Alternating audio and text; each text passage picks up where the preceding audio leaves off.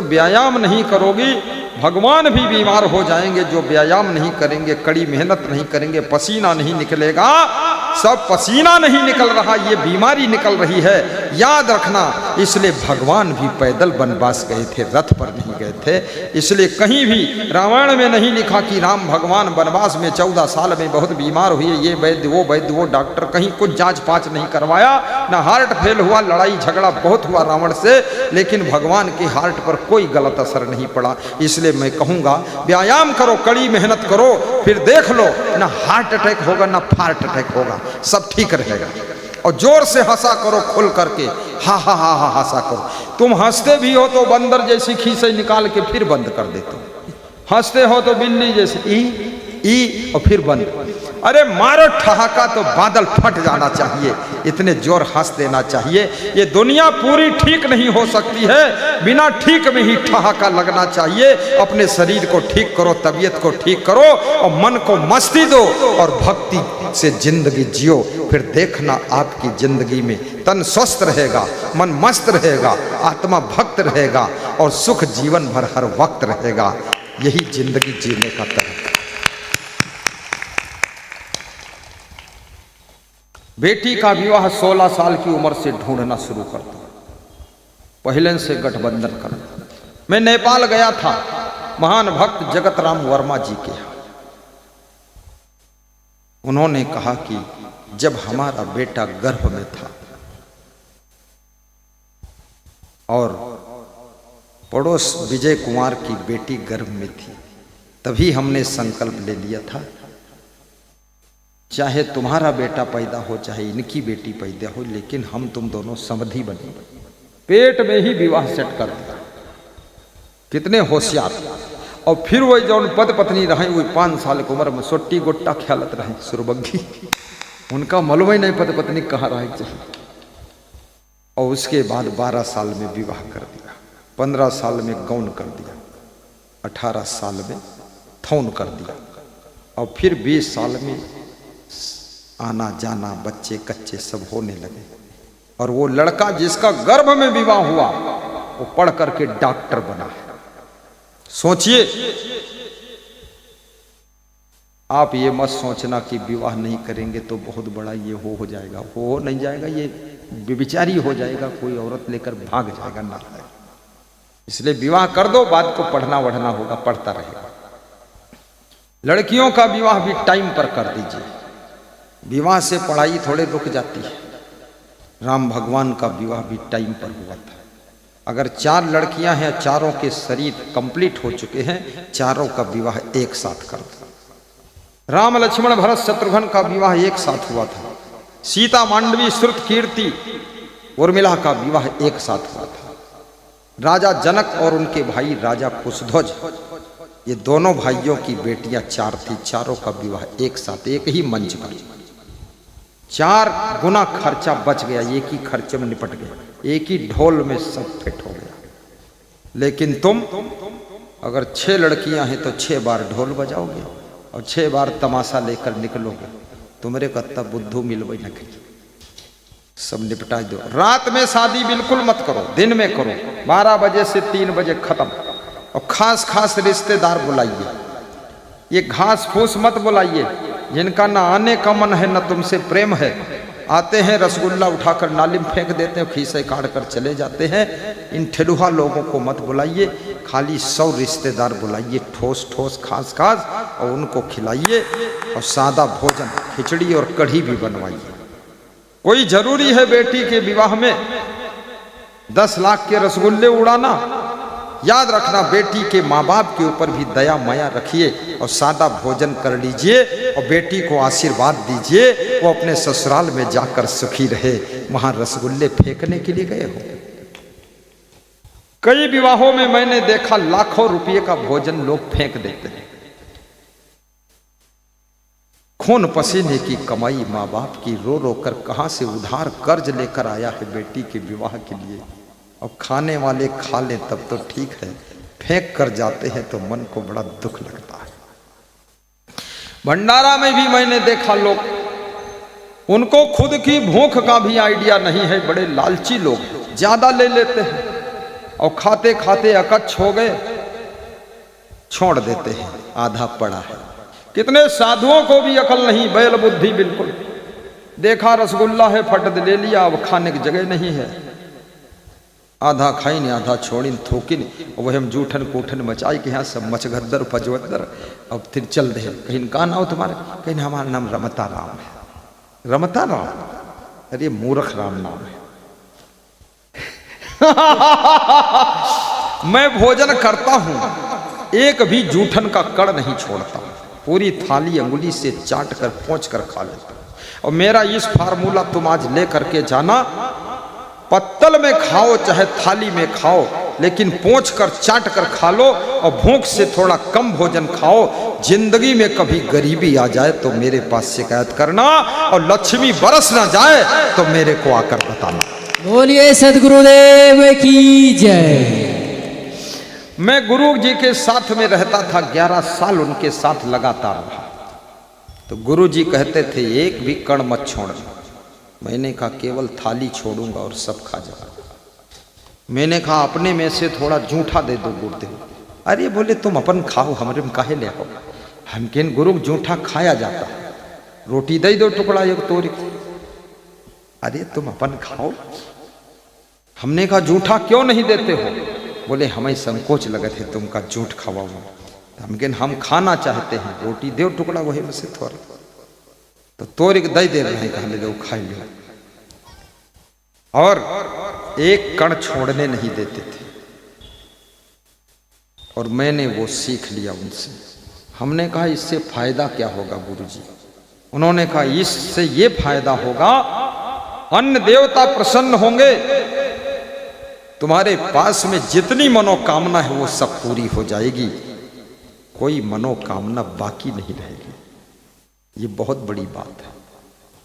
तुम देख लो जितने लोग अन्न का अपमान करते हैं, जितने लोग कपड़ों का दुरुपयोग करते, फाड़ते वाड़ते इधर उधर, जितने लोगों के घरों में गंदगी बहुत रहती है, वहां पर दरिद्र जरूर रहेगा। और जिनके घर घर में सफाई है, कपड़ों में सफाई है, दीवालों में सफाई है, उनके घर में दरिद्र आ ही नहीं सकता है, वहां लक्ष्मी वास करती है। कुचैलिनम दंत मलोक धारिणम भावासनम निष्ठुर भाषणम च सूर्योदय चास्ता मिते शयानम विमोच्यति श्री यदि चक्रपाणी दारिद्र नाशनम दानम शीलम दुर्गत नाशनम अज्ञान नाशनी प्रज्ञा भावना भय नाशनम। एक लक्ष्मी तो वह है जिसको धन को तुम लक्ष्मी कहते हो, दूसरी लक्ष्मी वो है जो विष्णु भगवान की पत्नी है, तीसरी लक्ष्मी वो है जो तुम्हारे घर की स्त्री है। ये 3 मेन लक्ष्मी होती है, और तीनों लक्ष्मी का अगर तुम संभाल रखते हो तो तुम्हारे लक्ष्य सब पूरे होना शुरू हो जाते हैं। जिस घर की स्त्रियां कोने में बैठकर रोना धोना करती हैं, उस घर से लक्ष्मी भी रूठ कर चली जाती है। इसलिए माताओं बहनों को सहनशील होना चाहिए, गम खा करके मुस्कुरा कर रहना चाहिए, रोना धोना नहीं चाहिए। रोने धोने से घर में दरिद्र आता है, प्रसन्न रहने से घर में कभी दरिद्र नहीं आता है। प्रसन्न चेतसो ही आसु बुद्धि पर्युत्तिष्ठते। प्रसन्न चित्त रहने वालों की बुद्धि भी शांत रहती है। प्रसन्नता तुम्हारी धरोहर है। खुश रहने का अभ्यास कीजिए। दुखी रहने से भी संसार में कुछ मिलने वाला नहीं। और घर से दरिद्र को भगाना चाहते हो, नित्य दानी बन जाइए।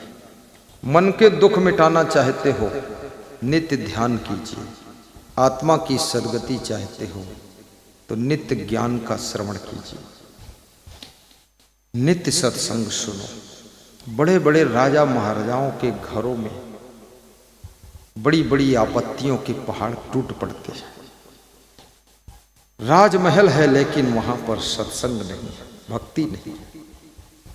मैं निवेदन करूंगा, सत्संग ही तुमको सद्बुद्धि देगा।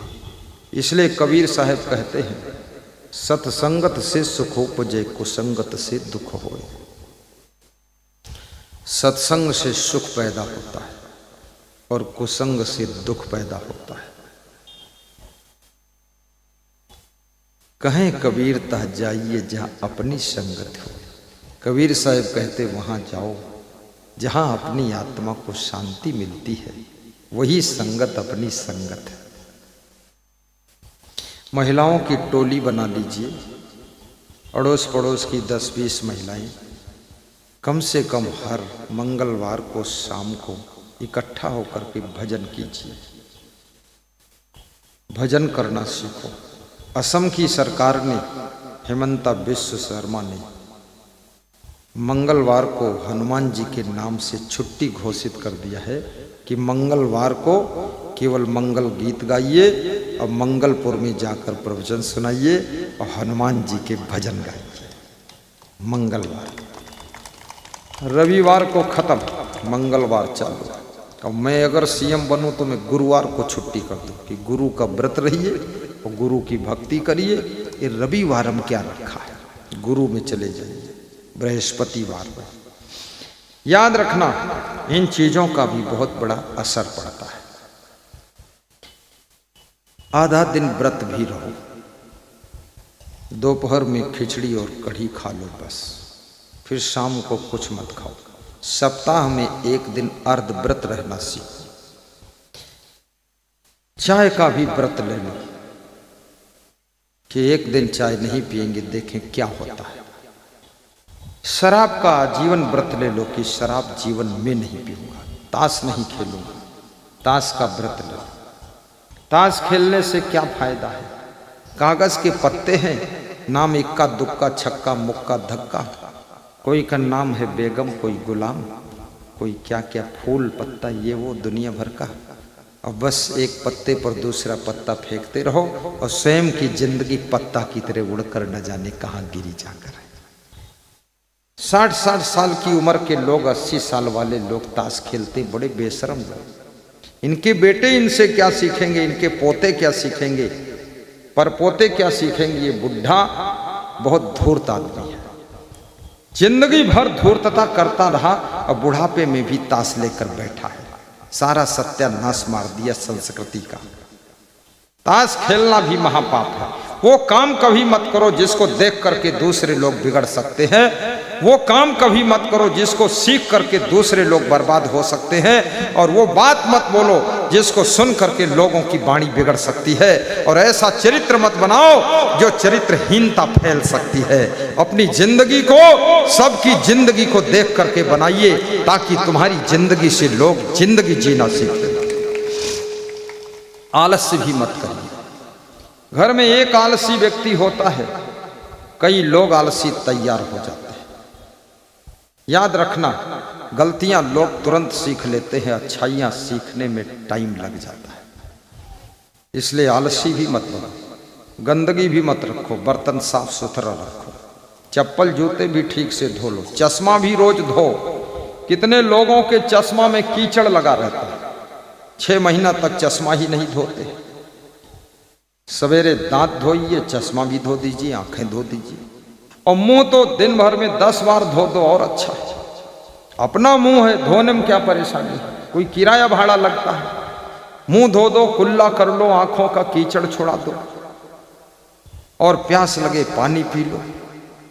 थोड़ा जिंदगी ढंग से जीना सीखो और अपनी जवानी में ही अच्छा मकान खड़ा कर दो। बुढ़ापे में बच्चों के भरोसे मत रहो कि बच्चे बनाएंगे तो उस कमरे में रहेंगे। नहीं, तुमको जैसा कमरा पसंद है अपनी जवानी में खुद ही बना लो। 35 साल की उम्र और ठाठ से रहो उसमें।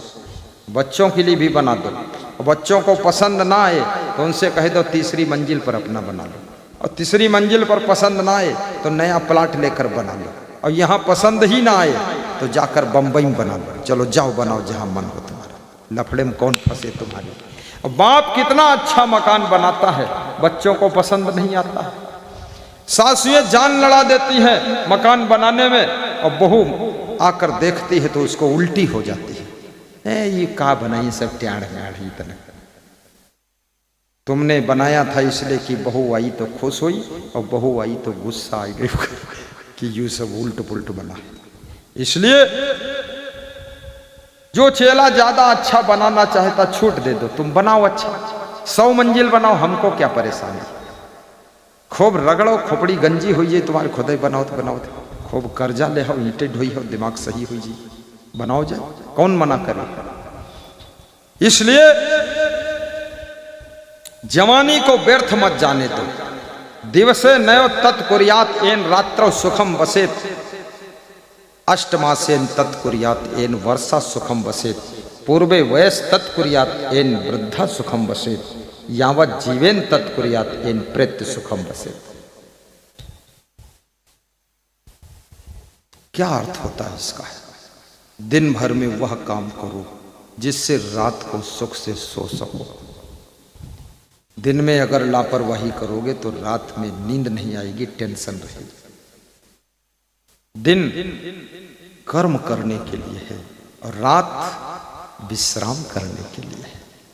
कभी अचानक इमरजेंसी में कार्य आ जाए तो रात में भी जागकर कर दीजिए और 8 महीने वह काम कर लो जिससे वर्षा के 4 महीने छत के नीचे आराम से रह सको।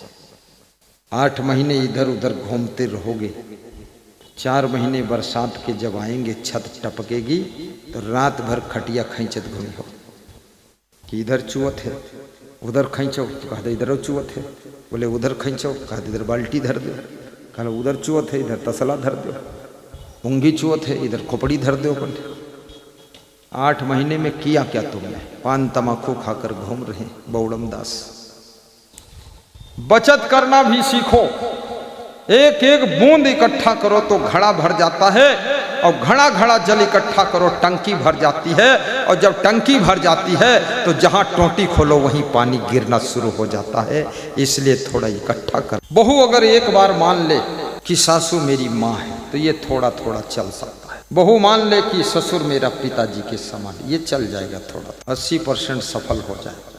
क्योंकि जब बहू ने मान लिया तब तो। लेकिन एक बात है, सासू भी कह सकती है मैं तेरी माँ जैसी हूँ, माँ जैसी हूँ लेकिन माँ नहीं हूँ। माँ जैसी कहने में भी ये अर्थ छिपा हुआ है कि मैं तेरी माँ नहीं हूँ लेकिन माँ जैसी हूँ। और जैसी है इसका मतलब वैसी नहीं है, फिर जैसी है तो ऐसी की तैसी है, वैसी नहीं है। ये बड़ा तार्किक नंबर है। शिष्य शिष्य शिष्य है, पुत्र नहीं है। पुत्र का मतलब होता है जिसको आपने अपने रजवीर से जन्म दिया है, और शिष्य का मतलब होता है जिसको आपने गुरु मंत्र के द्वारा कान में ज्ञान सुना करके शिष्यत्व का जन्म दिया, वो शिष्य है। लेकिन पुत्र से अधिक शिष्य समर्पित होता है, पुत्र उतना समर्पित नहीं होता है। पुत्र तो कभी तुमसे अधिक रूठ जाएगा और कुछ गड़बड़ कर देगा, लेकिन शिष्य जो है, जो समर्पित हो गया वही शिष्य है। जो समर्पित नहीं हुआ वो शिष्य के रूप में शत्रु है, वो शिष्य नहीं है। समर्पण ही शिष्य की असली पहचान है। हमारे साथ में एक प्रेमपाल दास नाम का संत है, वो कहता है गुरुजी आश्रम में एक हाल बना दो, हम सब लोग उसी में सो जाएंगे, कमरा उमरा ज्यादा बनाओ ही मत। तो हमने सोचा कि सलाह तो अच्छी दे रहा है, तो हमने कहा 1-2 कमरा भी बना देते हैं। अरे बोला जरूरत नहीं, जिसको पढ़ना है वो गुरुदेव स्नान करते समय भी पढ़ लेता, जिसको पढ़ना नहीं है और विशेष कमरा मिल जाए तो विशेष नींद ही ले और कुछ करी नहीं। मैंने जो पढ़ाई किया है संत जीवन में भी पढ़ा हूं। 5 दोहा लिख लेता था कबीर साहब के, 10 चौपाई लिख लेता था कागज पर, और साइकिल से 60 किलोमीटर यात्रा करता था। और बीच बीच जब देखता था सामने कोई गाड़ी नहीं आ रही तो पर्ची देखकर पढ़ता था और फिर साइकिल चलाता था। ऐसे कर कर करके हजारों दोहा याद किया। अब जिसको पढ़ना नहीं है वो हेलीकॉप्टर में बैठे तो उसमें भी सोता रहेगा, वो हवाई जहाज में उड़े तो उसमें भी लार टपकाता रहेगा। इसलिए विद्यार्थी को ज्यादा सुविधा दोगे तो उसके नंबर घट के आएंगे। विद्यार्थी के 2-4 मच्छर भी काटे तो मच्छर कम से कम उसको सोने नहीं देंगे। ज्यादा तुम विद्यार्थी को फैसिलिटी दोगे तो याद रखना एजुकेशन में कमजोर हो जाएगा। तकलीफ आपके अंदर सोई हुई शक्ति को जागृत करती है। विद्या अध्ययन से पहले किसी भी बच्चों को ज्यादा सुविधा नहीं मिलनी चाहिए। बच्चों को नंगे पांव भी चलने का मौका दीजिए तो उनकी बॉडी बहुत स्ट्रांग रहेगी। और बच्चों को थोड़ा कड़ा भोजन, चना चबेना भी चबाने दीजिए, मक्का का भुट्टा भी खाने दीजिए। और बच्चों को थोड़ा हंसने भी दीजिए, खेलने कूदने दो, गिरने दो, लुढ़कने दो। ज्यादा उसको गोद में संभालोगे तुम्हारा बच्चा ऐसा गोदऊ राम बनेगा कि जहां मौसम बदलेगा तुरंत नाक चुआना शुरू है, फिर बुखार आ गया। थोड़ी धूप लगनी चाहिए बच्चे के शरीर में। आज मैं पदयात्रा गया था, कल भी गया था, आज भी गया था, तो परसौना गांव के निकट पहुंच गया पैदल चलते चलते। तो रमेश सिंह ने कहा कि परसौना आगे आ जाएगा। तो हमने कहा चलो इधर से पैदल चल दे, वहाँ हो जाए पधरौनी। बोले गुरुजी बहुत किलोमीटर हुआ है। हमारे साथ जो पुलिस जवान थे वो भी रगड़ गए, बहुत रगड़ गए बेचारे। मन में सोचते हैं बाबा तो इनके साथ पैदल में चटनी हुई इन फालतू। परंतु पैदल चलने से याद रखना, दो चीजें आपको मुफ्त प्राप्त होती हैं। एक चीज है कड़ी भूख लगेगी और दूसरी चीज गहरी नींद आएगी। और जिसको बड़ी भूख लगती है और कड़ी गहरी नींद आती है, याद रखना उसके शरीर में कोई रोग टिक ही नहीं सकता है, वो काया निरोगी हो जाती है। बोलिए सद्गुरुदेव की जय